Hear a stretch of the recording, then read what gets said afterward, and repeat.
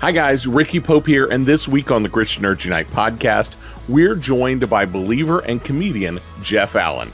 Jeff shares about his faith, how he got into comedy, and his new book, Are We There Yet? Plus, scripture and nerdy news, and we'll get to all of that right after this.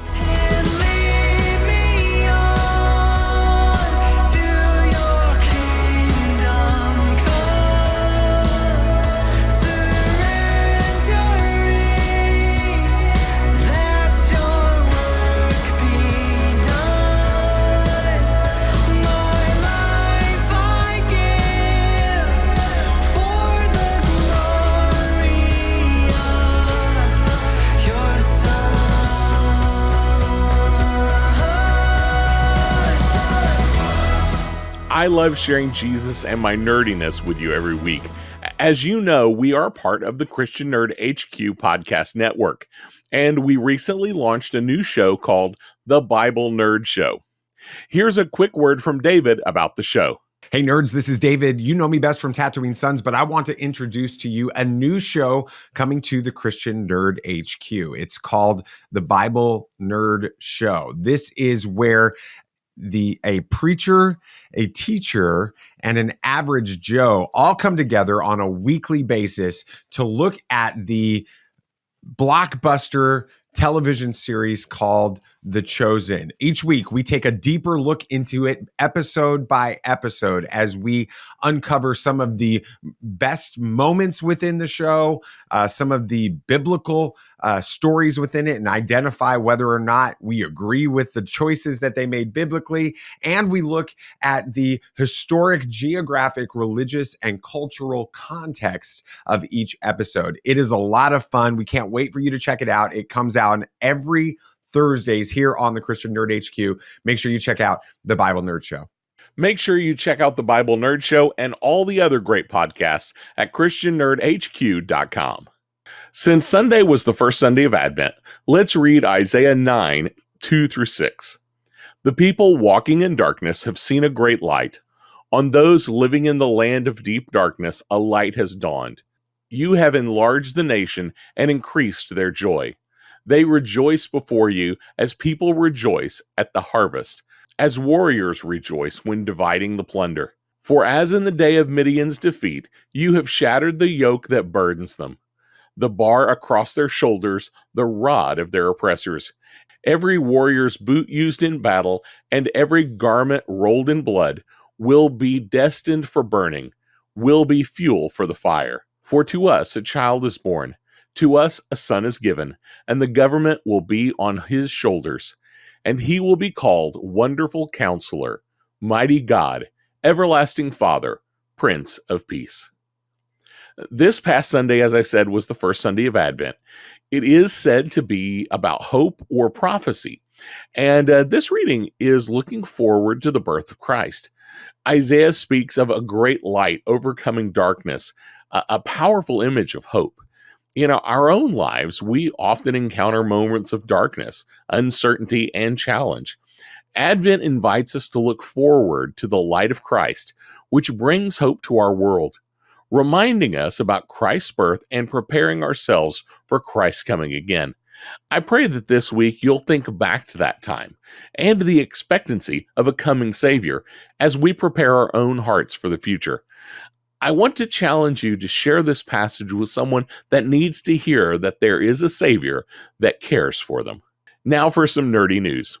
For the second time this year, a concert movie takes the top spot at the box office. With Renaissance, a film by Beyoncé, the concert film has a domestic gross over the weekend of $21 million, falling well short of Taylor Swift's concert movie opening.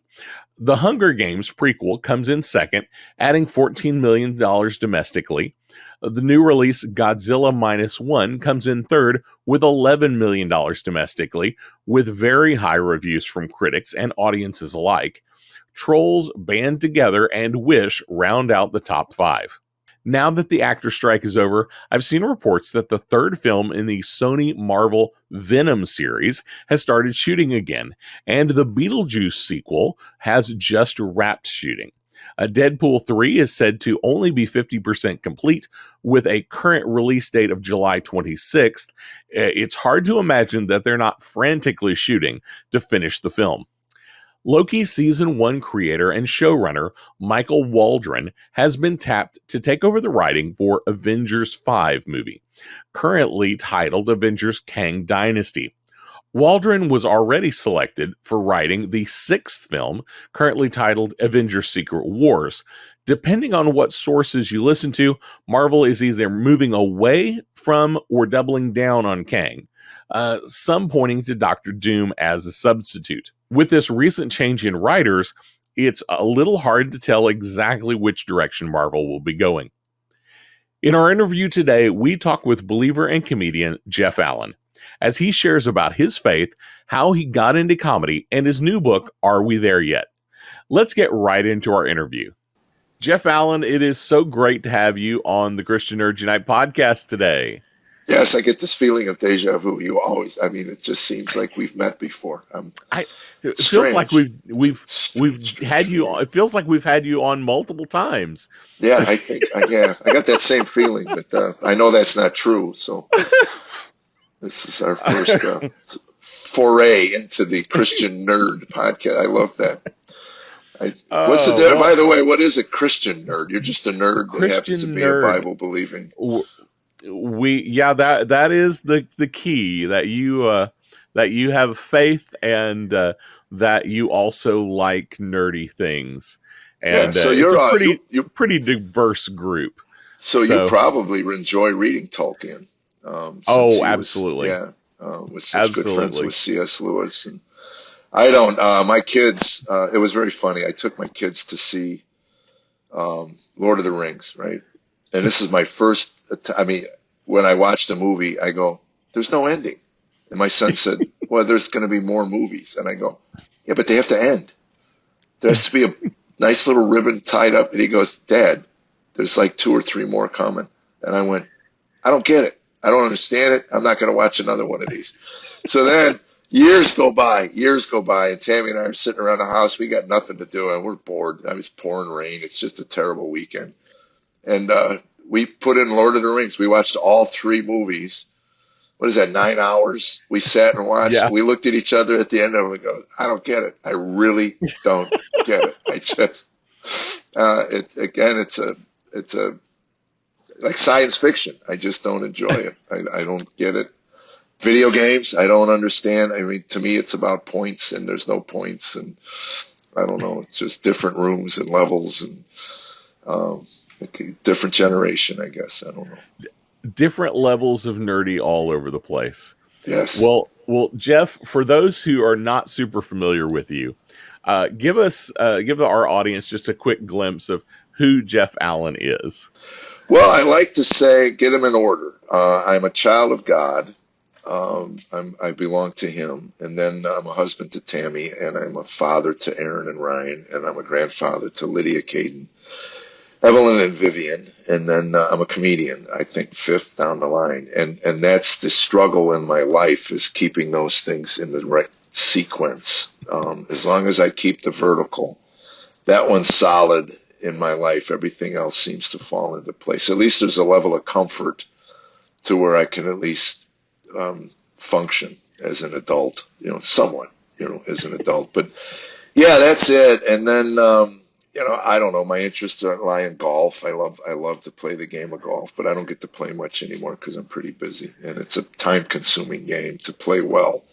Tammy once said to me, why can't you enjoy shooting 85? And I said, because I shot 65. So once you achieve that level, you just want to repeat it. And you realize that it's just one of those lightning in a bottle days that you have on a golf course that you probably will never see again. And that's the frustration of it. But I guess to me, golf is like people that don't understand, when they say to me it's chasing a little ball around, and I said, you don't understand the game.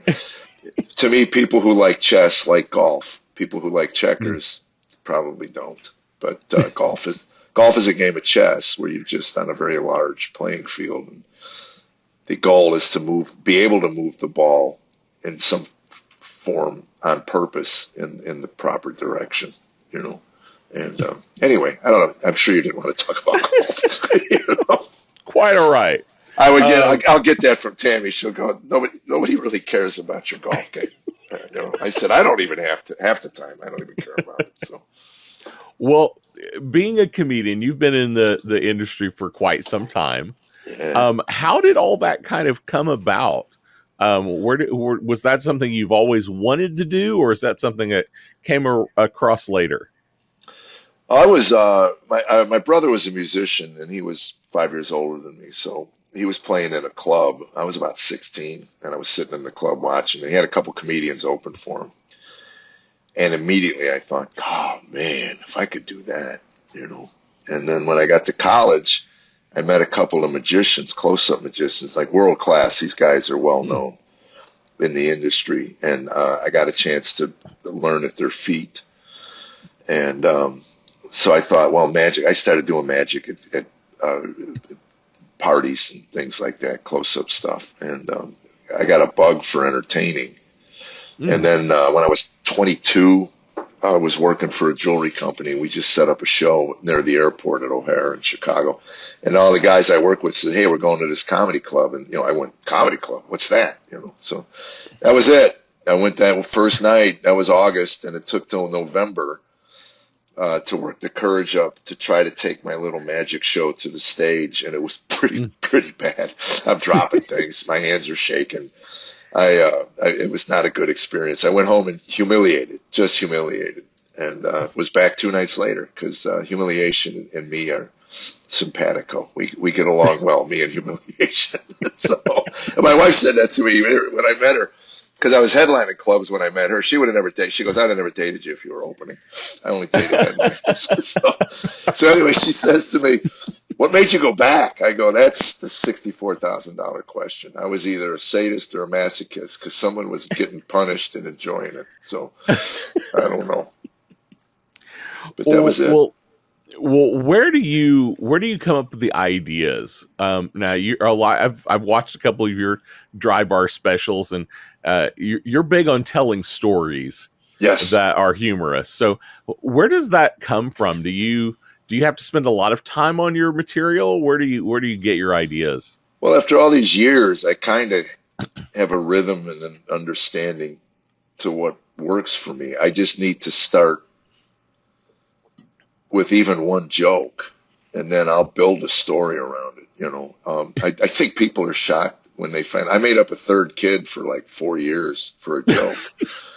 And then when I did 2 videos where I mentioned the 3 kids, and then I did a video, the third one mentioned 2 kids, and people were emailing me, did the baby die? Should we pray for you? And my manager calls me and says, you need to say something. So I got on Facebook. I said, look, man, I made up the kid. You know, I'm sorry if you're upset about that. It's not a documentary.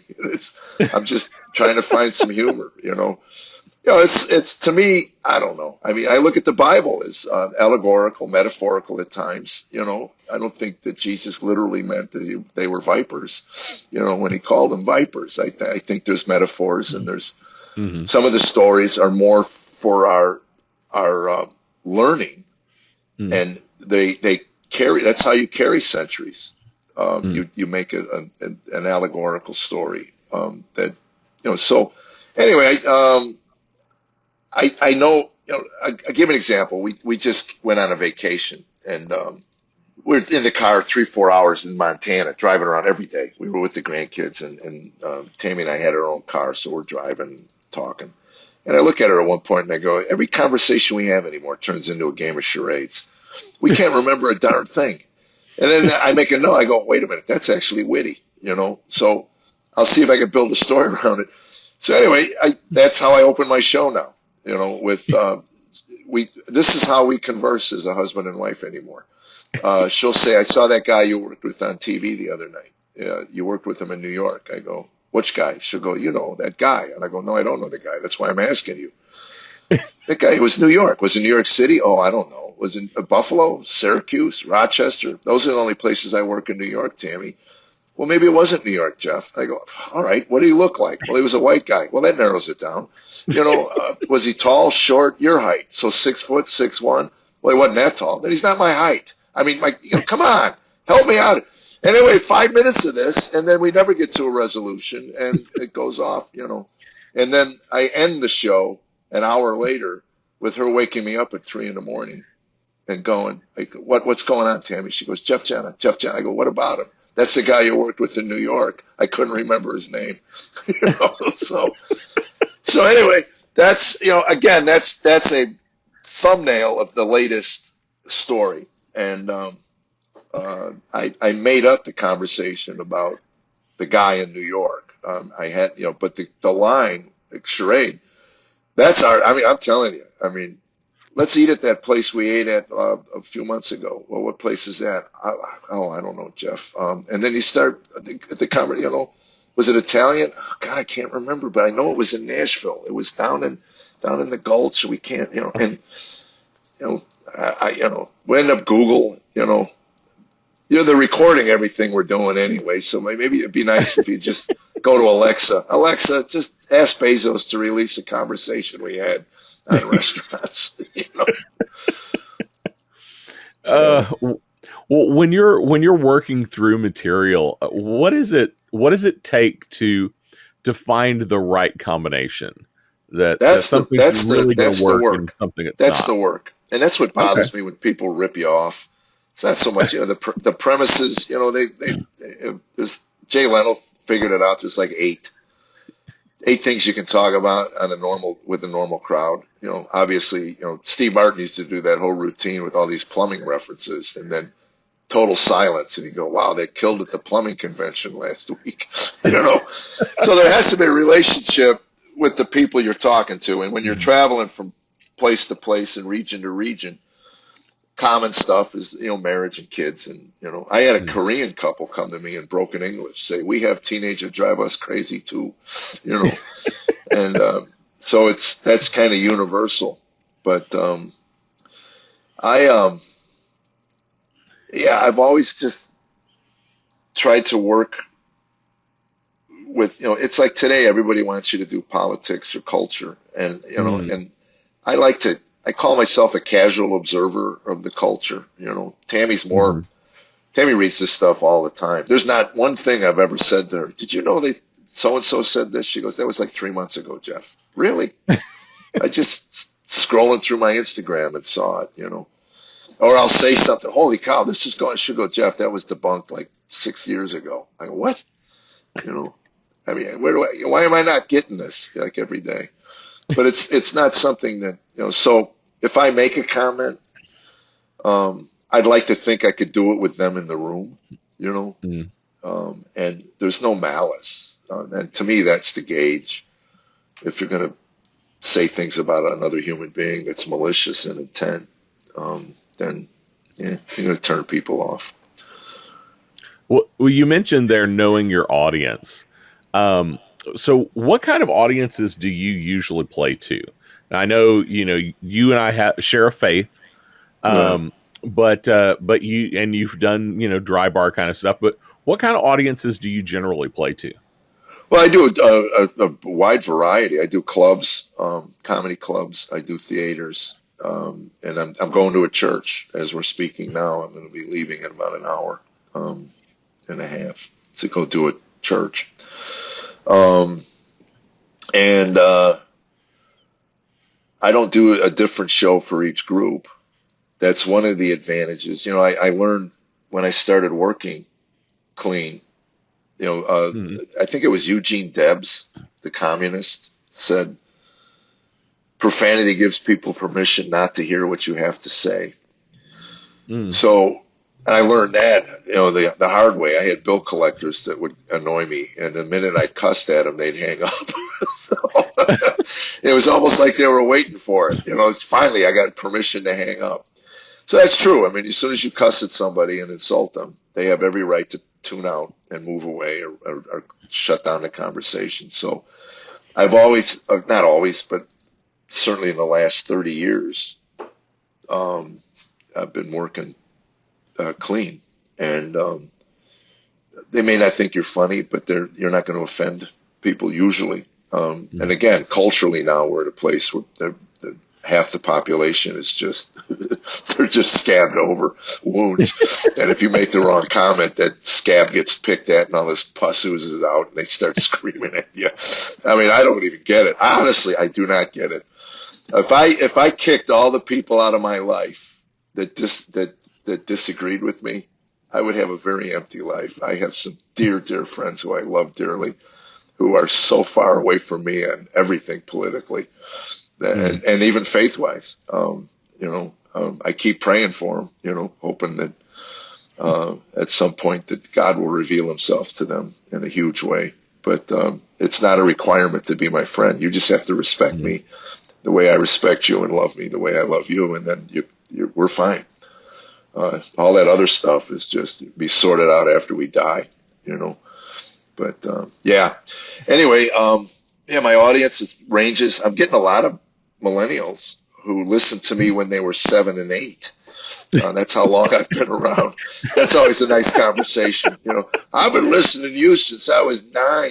My mom and dad wouldn't let me listen to anybody else but you. So, now you got 3 kids and they're in their 30s. So it's eye opening. I've been around a while. Well, does working clean open up some doors or close some doors that maybe would be opened or closed otherwise? The doors that are closed, I wouldn't know. It's not like they call my manager and go, "We were going to hire him, but he works clean." So I wouldn't know that, but I do know that in my own, it's interesting. I didn't get clean. I didn't get saved and then get clean. I got clean because my kid got caught cussing at his teacher in 4th grade. And we were driving home after the conversation with the teacher, and Tammy said, "This is really not attractive when it comes out of your child's mouth." So we just made an effort to lead by example. We just stopped talking that way. And so they had no excuse. I cussed like a sailor because my father did. My father even heard me one day out in the backyard. He called me in the house. He goes, "It's a lazy language, but I'm not going to say anything because I use it as well." And my father had a tremendous vocabulary. Tremendous. I mean, he told me he couldn't even words that he needed to look up if he was reading were never in the collegiate. They always had to be in the unabridged. I mean, when you've burned through the collegiate, mine. I went to high school. They called me in the office and they said, "You need to retake your test." I go, "What do you mean?" They go, "You have a 12th grade comprehension and a 4th grade vocabulary. We don't understand that." I go, "Well, it's your test." So I take the test again and I get a 12th grade comprehension and a 3rd grade vocabulary. So I got dumber in the year between 8th and 9th grade. So they go, "We don't get it." I go, "Well, look, I can use my brain to figure out what a word in context means. I can understand that. But when you put a word by itself, I have a hard time defining it. I still, to this day, I always used to tell my kids, "Come on, we'll look that up together." Rather than just tell them to look it up. I go, "Yeah." I make my living with words. I ended up buying an SAT book so that I could, I realized, that you make your living with words, and I was really just short on words. I had ideas. I just had a hard time expressing them. So it was really kind of fun then to doodle around with the language. It's interesting. I had one routine that I had a hard time cleaning up, and it was about hunting. I used to say I went hunting with my father, and my brother got a gun. I never got a gun. I was the dog. My job was to flush out things while 8 drunken rednecks fired 12 gauges over my head. And November would come and I'd start getting this twitch. I think it's hunting season. Got an idea. So anyway, my dad came out one year. We went deer hunting, and he gives me this horn, to blow. And I'm going, "What is that?" He goes, "It's the mating call of a moose." You're 11, you don't think a whole lot about that or the process behind it. But you get a little older, you think, what if this thing actually works? In the middle of the forest, before you come about 2,200 pounds of amorous bull moose, And yeah, moose hunting is what it was. Moose hunting, because I said bull moose. And so anyway, how Mom would come home, how was hunting? Well, Kirk mutilated a rabbit, Dad bagged a deer, and I got a date for the prom. That was how I cleaned up the show. The other one was, sex with a moose, and it wasn't pretty. And I couldn't figure out a way to not say that. And then one night it hits me, date for the prom, and for my audience, it works, Yeah. and for other audiences, the cussing would have worked as well. It did. It worked really well. But anyway, but it was kind of fun trying to figure that out. It was fun going through everything and seeing, I wonder if I could rework that and make it better. And I did. I think I'm a much stronger act than I ever was. And I say this all the time to younger comics: work it clean first, and if you want it dirty and up, is easy. I mean, it really is. There's nothing to it. But to work it clean and then be able to get a secular audience in a club. Mm-hmm. I mean, I knew I was on the right track when I would do these clubs when I was in my 30s cleaning up, and they would come up to me and say, "I didn't even realize it till you were done. You didn't swear once."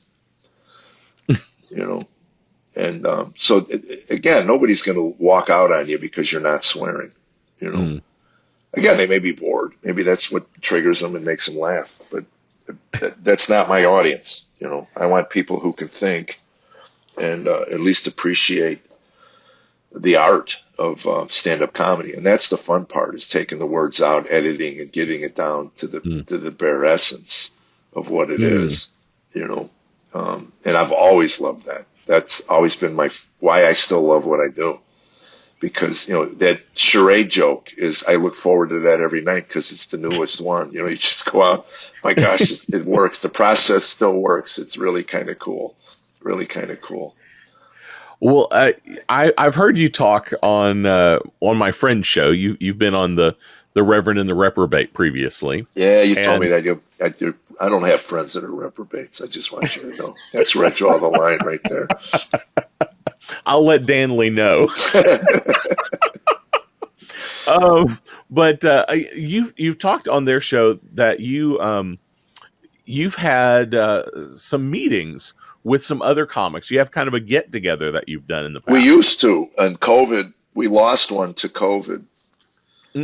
A really sweet soul, and we were just devastated. And I told Tammy that we just can't get together until this whole thing gets worked out. It's just the liability and and again, I don't want to put anybody in, again, to me,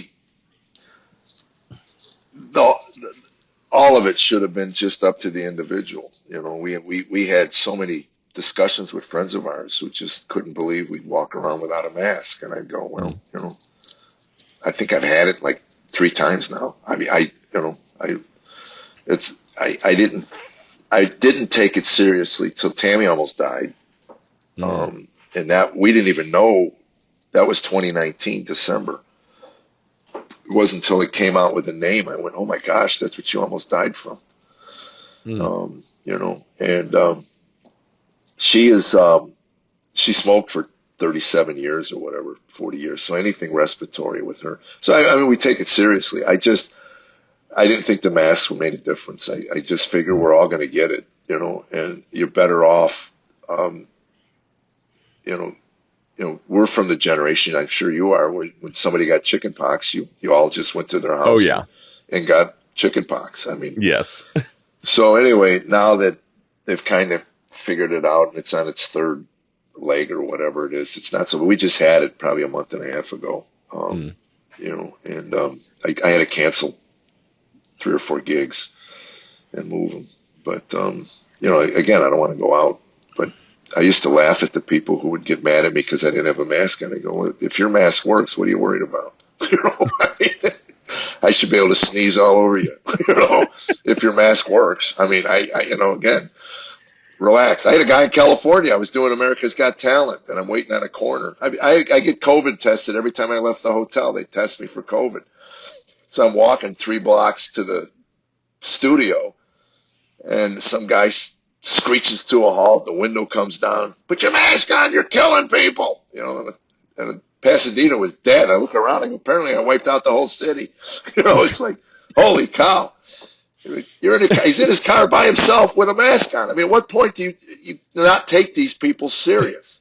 I'm sorry. You lost credibility when you started screaming at me when you were alone in the car with a mask on.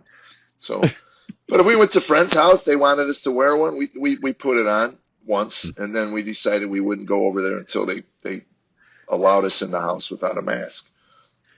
So, and if you're bothered by that, you can email the Christian Nerd Podcast. Don't bother me. Yeah, I appreciate that. For having me on to say those things. The scourge. It's coming back. We got an election next year, so it'll be back. But don't worry about it, because the voting will be a lot easier this time. They got DoorDash picking up your ballot after they drop off your pizza, and they'll throw that in a lockbox, so it'll be safe. I'm relaxed now. That makes me feel better.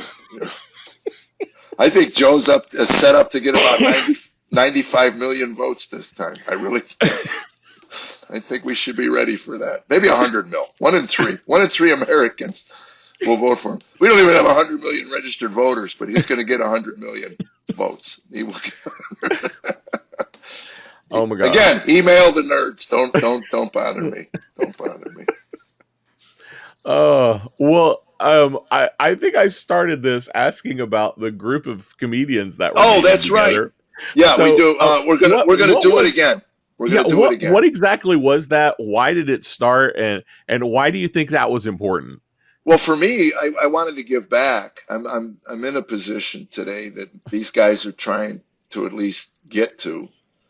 There are other people who are in positions where I'd like to get to. There's just different levels of success.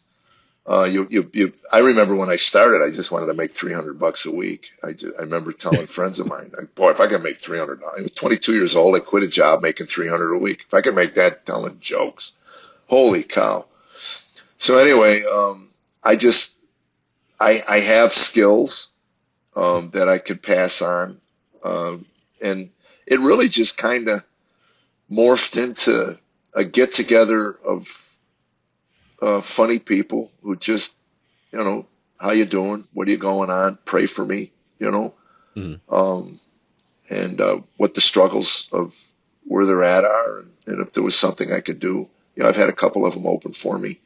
I'm not in a position to pay what I think they're worth, and that's why I don't ask much, because I think it's an insult. Now, some of them just said, I just want to open for you. That doesn't, you don't have to pay. I said, I'll give you something, but it's like, you're worth X number of dollars, and I have half that. So if you're willing to do it, that's fine. But yeah, I miss it.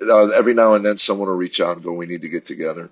And I know Lee Harden. When did I tape?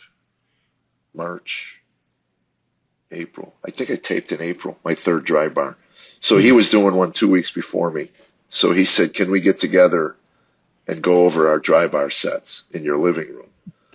So we had 3 or 4 people come on over, and we did our sets in front of the 3 or 4 people. Oh, and Christy Vogus was also part of that. She was taping with me. She was on my taping. Okay. So that's good when you can work it out, and kind of get feedback. That didn't work for me. Tammy's pretty good at that. She hears, and she could probably, when we were putting a book together, which, by the way, we need to mention. Are we there yet?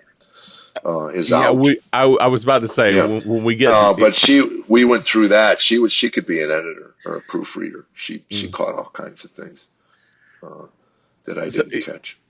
Is that when you talked about you got 2 or 3 people together, and there were 3 or 4 people in the room? Is that a harder situation than having a room full of people having to perform to just a few? Oh gosh, yes, yeah. I remember in Chicago years ago, there were 4 people in the club. It was a snowy night, and I said, "Do we have to work? You want to get paid? You got to work." So I sat at the table and talked to them with the mic. I just sat down with them. I pulled a chair up and just started talking to them. So, but yeah, if you're looking for laughs, the more the merrier. The first time I worked with Gaither, 15,000 people. Mm. I am not exaggerating. The hair on my neck stood up right Oh, after the first line. I delivered this line, and it was this, and it was like, holy cow! I could get used to that. But I'm not even gonna. I don't think I'll ever get there. But I'm hoping I can get to, you know, performing arts centers consistently. I've done a handful, the smaller ones, but I'm trying to next year to get to the Ryman Auditorium. That's my dream. oh, very cool. I Yeah. was gonna say, if you ever hit Oklahoma, Oh, there's like a million casinos here. So right. I've been in Oklahoma. I've been to Brickyards, okay, the comedy club there, yeah, numerous times. Yeah. that's a nice club. Well, speaking of getting there, your book, Are We There Yet? So where did that come from? What was the purpose of that, and why did that need to happen? Well, it's interesting. Tammy's pushed me for about 10 years to write it. If she wanted to have an argument with me, all she had to say was, what'd you write on your book today?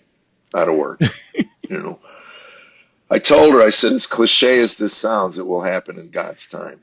And as it worked out, I was doing a show for the NRB, the National Religious Broadcasters. I think Mm-hmm. that's what it stands Yep. for.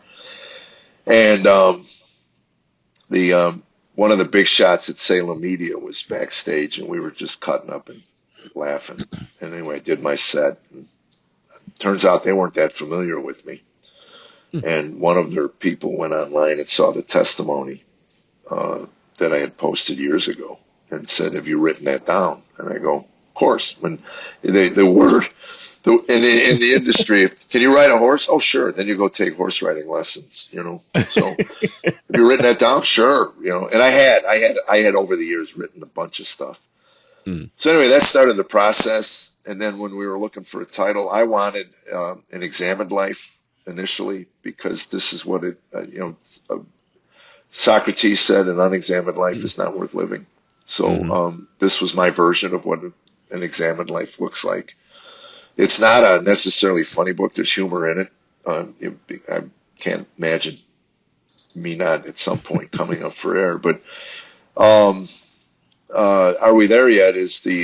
I had this image of the way I got into alcohol and drug recovery at Mm. 31 years old. And this is where the period of the book was written, between the ages of 31 and 39, I think, is when I committed my life to Christ.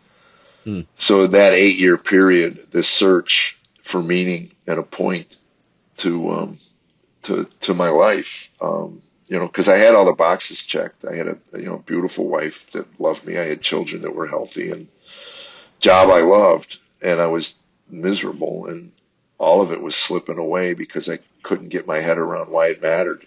Mm. So Are We There Yet? Is this image I had of children in the back seat of a car. When you start the recovery journey, you're like a child. You have no idea what this Mm. entails. You're scared. You're Mm. going on a journey. You have no idea when the destination is, or when the end comes. So I was constantly asking, am I done? Am I done? I did the 12 steps. Am I done? I want to be done. I want to quit smashing things in my house. I want to quit yelling at people, that I love. I just want to be normal, whatever that looks like. So anyway, that's where the title came from. It's a journey, and then Are We There Yet? And then at some point you realize I learned um, around a kitchen table, around a table with an escrow lady. She Mm. said when we sold our house, we were 1 month from probably losing it to foreclosure. Mm. And the escrow lady said, the IRS has taken all the profit from the house. And I said, it doesn't matter. The only thing that matters is sitting at this table. And Tammy told me like 2 or 3 years later, she goes, that was the first time in our marriage I believed you, that we were a priority. And that's it. I mean, it's right in front of Mm. you. It's sad Wow. to say, you know, um, that meaning, purpose, and point. That's why I say I'm a child of God, Tammy, husband, all of that. That's the important stuff, because in the end, the only people that are going to be there when you're on your last breath are the people you nurtured and loved, and that's it. Mm. None of this other stuff will matter, And I'm enjoying the ride now, but in this culture, I could say the wrong thing tomorrow. It's over. Find out who loves you then. So anyway, it's out. I came out September 5th, and I'm proud. I'm proud of it. Tammy and I went through. I went to her after the second draft, and I said, "You need to be okay with my version of what we went through." Mm. And she read 2 chapters, put it down, and said, "I can't read anymore. We were horrible people." Oh, wow. Yeah, and I said, "Well, that's why you finished the book." Andy Andrews, a friend of mine who wrote the foreword, really nailed it. He said, "You're going to meet 2 couples. And it'll be Jeff and Tammy and Jeff and Tammy. Don't give up on the second couple. That's who we met when we met. We met those 2. We didn't meet the first couple, But it's open, it's honest, it's raw. We shared all our warts, and we spent 3 days and 40 hours going through the book, line by Wow. line. She was correcting my version of what we went through. No, she was, like I said, she could be a proofreader. She caught a lot of things. So anyway, I think it's a good book. It's a good read. If you go on Amazon, they can order it, or Barnes and Noble. You'll have to look for it. I went in there. It took me a while to find it, but it's in there. Well, I'll definitely put links down in the show notes for Great. that. But I caught something when you were kind of describing yourself. You mentioned you had 2 kids, and they're both boys, correct? Right. But then you mentioned your grandkids, and it sounds like they're all girls. Is that 3 girls and a boy. 3 girls and a boy? Yeah, Okay. Caden's a boy. Okay. Yeah. So I only have girls, and I don't have I know. grandkids yet. So I'll tell you, man, there's something. There's something. We were taking our first grandchild. She had a thing for river dance. Every time she'd come to our house, she'd go, "Papa, put on the dance." So anyway, I would put it on. So they came to TPAC in Tennessee, Performing Arts Center. So we got tickets. We didn't tell her where we were going. And we took her to O'Charlie's, which is just a normal little restaurant. I mean, it's nothing fancy. And we're sitting in the booth, and she slides across the whole booth and puts her arms around me and kisses me, and she says, "I love you, Papa." And I said, "I had 2 boys. I raised them for years. Not once did they ever slide across the booth, throw their arms around me, and do that." And funny, we took her, when she saw the princesses come out, when the curtain went up, she had no idea what she was seeing, and then she saw it was the river dance, and her face, just looking at her face, was so priceless. And when she went to dance class, my son called me and he said, "Teacher said Evelyn was a little tappy." A little tappy. She was river dancing for the kids. So yeah, they're special. They're very special. Well, I was going to ask what the difference was having 2 sons and then having grandkids that are all daughters, and how much that affected the way things went. Wow. Yeah. The difference is, I'm in a different place in my life. I have so many. I talk to my sons about it all the time. I mean, I don't know a father who's thoughtful doesn't look back and go, "Boy, I could have done some things differently." I was just gone a lot. I missed a lot of firsts. Tammy would call me. He took his first steps today. That stuff. And yeah, I mean, I wasn't there emotionally. I was there physically. But again, my head was always in, trying to figure out why I was miserable. I mean, I couldn't. Again, you look around, you go, I remember Tammy coming to me once. She goes, "I get the impression you don't care we're losing the house." And I go, "I don't." And she says, "Who says that?" I go, "Somebody who doesn't care." I mean, I'm being honest. I'm not going to lie to you. I'm not going to gaslight you. Your assessment of where I'm at is right on. Mm. I want to care. I feel the weight of it. You better believe that. I felt the weight of everything. Mm. But then in the end, I kept going, what difference does it make? So we lose this house, we'll just go find another one. I mean, I really couldn't get my head around it. And one of the stories I tell in the book about watching the kids gerbil. And yeah, I know. Where do you think God would speak to you? But anyway, I watched this gerbil getting sticks and moving them. And Tammy comes by at some point and says, "What's with you and the gerbil?" I said, "Look at it. Just get sticks and move." And she goes, "So what?" I go, "That's our life." She goes, "What do you mean?" I go, "We buy things, they wear out, we take them to the landfill. We buy more things, they wear out, we take them to the landfill. Those are our sticks. And if I'm lucky, I get a sitcom or a movie deal. We get really nice sticks, but they wear out and we take them to the landfill." And every now and then the gerbil would spin a wheel. That's his entertainment. Our entertainment's Disneyland or Vegas or whatever we decide to do for entertainment. But that's it. And I looked at her and go, as I project 10, 15 years down the line, baby, if that's my life, I'm checking out. She said, "You checked out years ago, buddy. Oh, You haven't wow. been here. Yeah, you haven't been here for years, And I could not understand. But that to me was the most profound thing I'd witnessed. I go, this is it. There's no difference between what that thing does in a cage. We're in a cage. Our debt is the cage. We create this prison of debt that we have to, satisfy. Now, I mean, I didn't know I can just go into a Nordstrom's and grab whatever I want and leave, but I'm watching the news and all these people. Yeah, that's another line I just wrote, by the way, if you're looking for process. That was a line I wrote. I'm going to walk out with my new sport coat on and go, I was in Nordstrom's and saw this coat fit. So anyway, I'm leaving and the guy goes, "Hey, you got to pay for that." I go, "I do?" "Since when?" Turns out the non-payment plan at Nordstrom's is a group plan. If you got 15 or 20 of your closest friends just running through this store, you can grab whatever you want and run. So anyway, Well, you from came gerbils to Nordstrom's. I'm telling you, that's what you should title this podcast, From Gerbils to Nordstrom's. Nordstrom's. Yeah, tell your listeners not to give up till they hear the gerbil story. Well, you came to faith a little bit later in life Yes, I did. than some people. What was kind of the thing that brought you there? Now, if I follow the story right, you cleaned up your language, and then you cleaned up your No, I got sober at 31. I went into a 12-step yeah. program, pretty beat up, and Okay. they said pray. I go, "To what?" And they Okay. said find something to pray to, and that was kind of the journey for 8 years.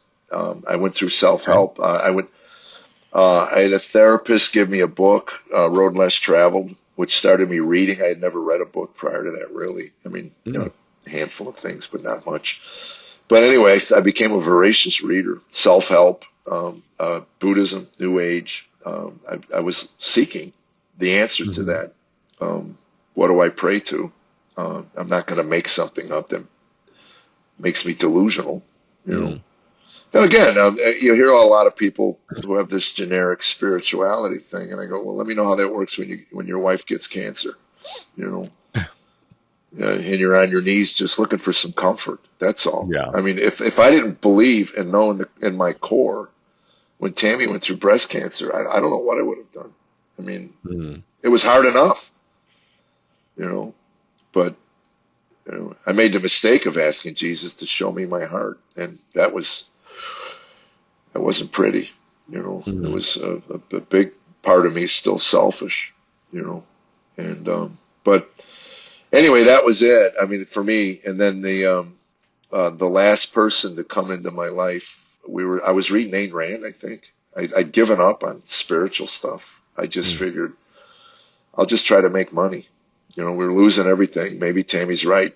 Maybe if I made enough money, I wouldn't be miserable. I don't know. So I hooked up with this businessman doing comedy because he was an avid golfer, and he was really wealthy, successful, just sold his business to some foreign entity for millions. And he was doing comedy for like $100 a week because he wanted to do comedy late in life. He's probably 10 years older than I am. And we're on a golf course, and I'm asking him, how do you accumulate wealth? I was never taught. He says, you don't want a lot of money. I go, I don't. He goes, no, you can't handle what little you have. So anyway, he said, in order to enjoy the creation, you have to have a relationship with the one who created it. And I thought, wow, that's kind of cool. I said, where'd you read it? He says, it's in the Bible. And I said, the Bible, anyway, a couple holes went by. I said something else. Where's that at? It's in the Bible. He kept bringing up the Bible. I finally said, stop it with the Bible. He goes, what do you mean? I go, well, I'm an atheist. I don't really believe in God, let alone God's word. And he says, well, what's in the Bible you don't think is true? And I go, I don't know. I never read the Bible. He goes, you're not an atheist. You're a moron, And I go, pardon me? And he goes, look, man, he says, it's the most influential book in the history of the world, and you can't even crack it open. That's just lazy and moronic, So, and it is. I tell people all the time, don't tell me you've never read the Bible and then trash the Bible, Yeah, study it. I mean, ask yourself, how could this book be the most influential book ever? Ever. Go back to Luther's Reformation, when the masses were illiterate. And then Luther comes out and says, I'm going to teach you, now you can read God's word. Well, literacy rate shot through the roof in Europe because everybody wanted to read that book. And then they read in there that God created the world. So God's a creator, then I must be designed to create. So then entrepreneurship. All of a sudden, all the businesses and money wasn't in the hands of the elites, the masses. There was a middle class starting, I mean, it's an amazing book, and you read it. So it's like, there's times you read the verse, that means nothing. And there's other times it hits you and you go like, holy cow, And then the Holy Spirit, so anyway, we struck up a friendship, and he sent me up some Bible tapes from Denton, Texas, Tommy Nelson's church. And I never opened any of them up, and we had a wonderful friendship around golf, politics, and he prayed for my marriage. Always told me, he says, we pray for you and Tammy, great. And we're getting a divorce. We were getting a divorce. And I don't know, Tammy grabbed the kids one summer and took them to Ohio for the summer and left me at home with these tapes. And first one I opened up was Ecclesiastes, meaningless, all in life is meaningless. And my heart leapt. That was my conclusions. I mean, that one verse concluded 8 years for me. It's all meaningless, means nothing. And I just said, if that's in the Bible and that's a deep, profound truth to me, then there must be other things in this book. And I just listened to, I think, 1.5 years worth of Bible studies in about 2 months. Wow. I had nothing else to do. I had no work, and she was gone with the kids. It's like God put me in the perfect place. He said, now I'm going to feed you, And anyway, when I got in August, that was June. So August, I got down to Texas, and I went to church, met the pastor who I'd been listening to all those months. And then I just got on my knees and said, I'm yours. If you are who you claim to be, then I am yours. Wow. And, that was 30 whatever years ago. So wow. In the book. Are we there yet? So how does your, kind of wrap this all back around, how does your faith impact your work, your comedy, and what you do? I think it's the heart that delivers it. I didn't change much material-wise. I'd already started working clean, so it wasn't the language that changed. But I think how I delivered it. Tammy, there were times that she would see me live and leave in tears because of the vitriol and the snotty, sarcastic, biting. She'd go, "You must hate me," and I go, "Nah, it's jokes." It's, I was vicious, and in hindsight, while we're in the middle of it, I didn't think much of it. But I had female club owners tell my agents at the time that they don't want to hire me anymore because of the way I talk about her, Tammy. So I just I think that's it. The Holy Spirit working through me. That's my prayer before every show. When they look up at that stage, let them see you, not me. Let them experience you. Because I said it was a mistake to ask God to show me my heart. It was not. I mean, I was like in the fetal position. All right. I mean, my God, am I that dark? I mean, it was, yeah. So I got a lot. I'm a work in progress, like a lot of us. But Absolutely. I hope that when people come see me, that there's nothing malicious. Because Jesus never ripped anybody apart. Everything he did was out of love, and even the Pharisees, he was kind enough to, but also stern enough. That's why I had a lady get mad at me because I made some comments about our president, and she says, Christians should be kind to everybody, and I go, well, define kindness. When I disciplined my children, I was doing it out of love. I don't think they thought I was very kind.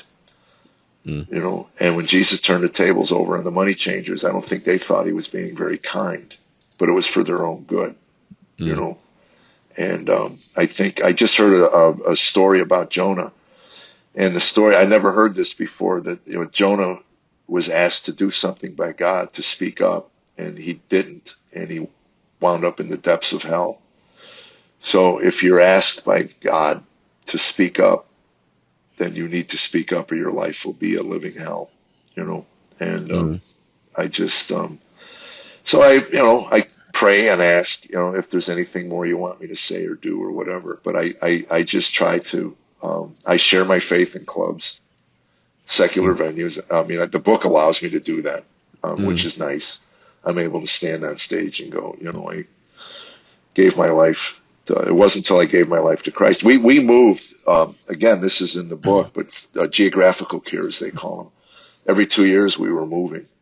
You're miserable in one place. You naively think if we move to another place, and it's usually better for a little while, but then eventually, the problems you have take over, and it's no coincidence. We gave our life to Jesus, moved to Nashville. We've been in the same house for 27 years. So not a coincidence. Absolutely. Well, before I let you go, tell people how they can keep up with you, where they can find you, and kind of see what you're doing. JeffAllenComedy.com. We call the website a jumping off point because it has links to everything. Instagram, X, Twitter. If I ever meet Musk, I'm going to ask him why. It'd be like Xerox changing the name of the Xerox machine to Pete. Exactly. It's a Pete machine now. It's like it's a Xerox machine. So anyway, that and Facebook. Most of my followers are on Facebook. So yeah, the schedules we post it once or twice a week. So believe me, if you're anywhere in America, I'll be there at some point. And Awesome. It's a fun night. It's a fun night. Well, awesome. Well, next time you make it to Oklahoma City, I will definitely come see you. Oh, yeah. Yeah, I get there at least once a year, probably every 9 months. Awesome. Yeah. Well, I will put links down in the show notes to all of that so people can have an easy way to find your website. I may get well. my sons to tune in to your podcast. They won't tune in for the faith part of it, but they'll tune in for the nerd part, and maybe God will use this to remind them of what their childhood faith was. It would be nice. That would be awesome. Yeah. Well, Jeff, any last words before I let you go? No, you're not that nerdy, though. I really... I expected the snorkel,